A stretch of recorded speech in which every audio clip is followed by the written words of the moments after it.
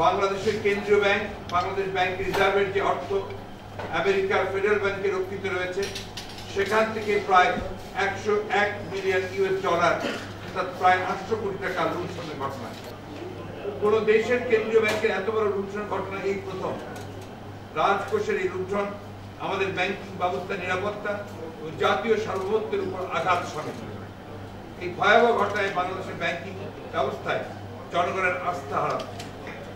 নিরপেক্ষ সুষ্ঠু তদন্তের মাধ্যমে প্রকৃত সত্য উদ্ঘাটন করে দায়ী ব্যক্তিদের বিচারের আওতায় আনতে হবে।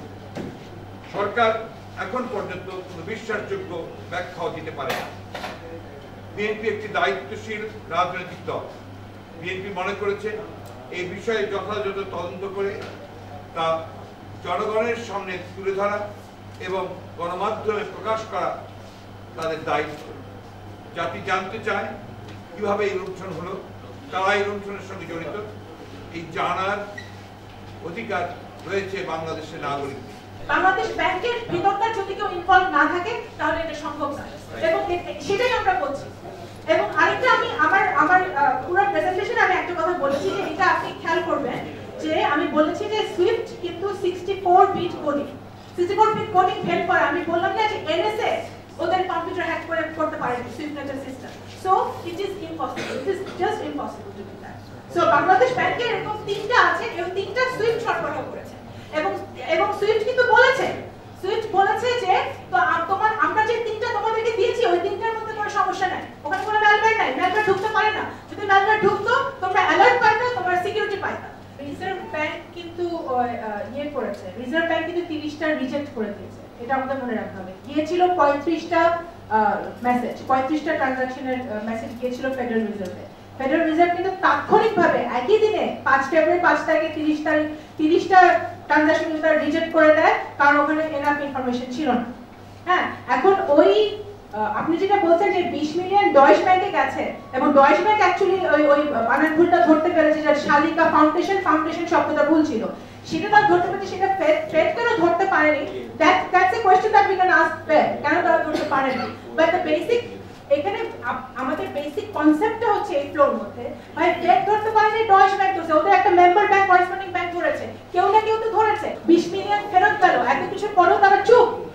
এবং আরেকজন সাংবাদিক ভাই প্রশ্ন করেছেন, এটার মানে উত্তর হচ্ছে যে ডঙ্গল যার হাতে, চাবি যার হাতে, পাসওয়ার্ড যার হাতে, বায়োমেট্রিক্স যার হাতে এবং টোকেন যার হাতে, তাকে বের করে, তাহলে বের হয়ে যাবে।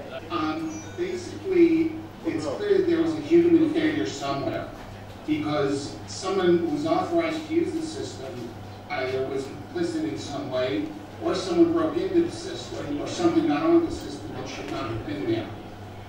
And with a dedicated system like this that's connected to such a sensitive network and it runs accredited software, it should be protected by policies and procedures designed and compromised. They are intended to ensure the integrity of the system and of the sensitive network, and only authorized software should be on that system, and only authorized people should use or modify the system, and then only in authorized ways.